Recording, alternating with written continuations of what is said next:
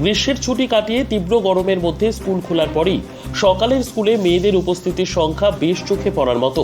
শনিবার সকাল 7টা থেকে আরম্ভ হলো রাজ্যের বিভিন্ন স্কুলগুলিতে পঠন পাঠন। এ বিষয়ে শিক্ষা দপ্তর এবং মধ্যশিক্ষা পর্ষদের ছাড়পত্র পাওয়ার পরই শুক্রবার সকাল থেকে পঠন পাঠন শুরু করে বেশ কয়েকটি স্কুল। প্রথম দিনেই সিদ্ধান্তের সুফলও মিলেছে হাতে নাতে। স্কুলে বেড়েছে পড়ুয়াদের উপস্থিতির হার। শিক্ষকদের দাবি, প্রথম দিনে সকালে স্কুল খোলার খবর সমস্ত পড়ুয়ার কাছে সম্ভবত পৌঁছয়নি। সকলে জানলে উপস্থিতির হার হয়তো আরও বাড়বে।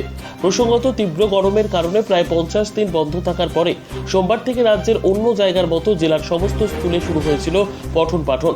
দুপুর থেকে বিকেল পর্যন্ত স্বাভাবিক সময়ে শুরু হয়েছিল পড়াশোনা। কিন্তু স্কুল খোলার পরেও তীব্র গরম থাকায় স্কুলে পড়ুয়াদের উপস্থিতির হার ছিল নিম্নমুখী।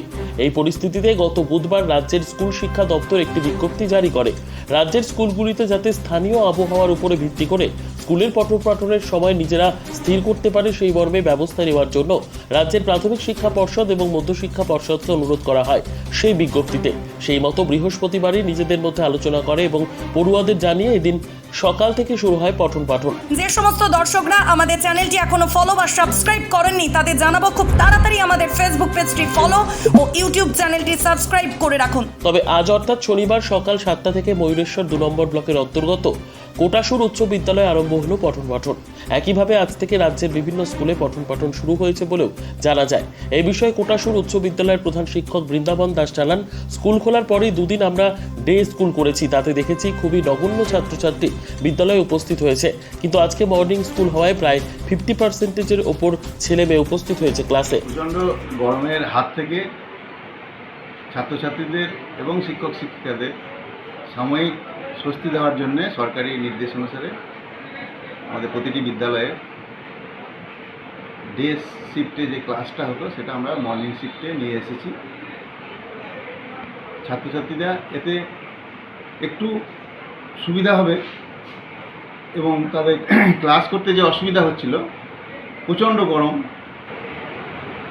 মাথার উপর ফ্যান থাকা সত্ত্বেও সবসময় যে একটা বাতাসে প্রচণ্ড পরিমাণে আর্দ্রতার জন্যে সবসময় ঘাম বেরিয়ে যাচ্ছে, এতে তাদের শারীরিক অসুস্থতা হচ্ছে এবং পড়াশোনায় মনোযোগী হতে অসুবিধা হচ্ছে। সেখান থেকে মর্নিং হওয়াতে সেই অসুবিধাটা একটু দূর হয়েছে এবং ছাত্রছাত্রীরা মনোযোগ সহকারে ক্লাস করতে পারছে।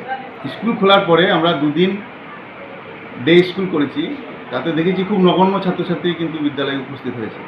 কিন্তু আজকে মর্নিং হওয়ায় প্রায় 50%-এর উপর ছেলেমেয়ে উপস্থিত হয়েছে ক্লাসে। কাবাব হোক বা ইন্ডিয়ান থেকে চাইনিজ, ভেজ হোক কিংবা নন ভেজ, সব খাবারের সেরা ঠিকানা টক অ্যান্ড টিক্কা। তাই দেরি না করে চলে আসুন, মনোরম পরিবেশ উপভোগ করুন।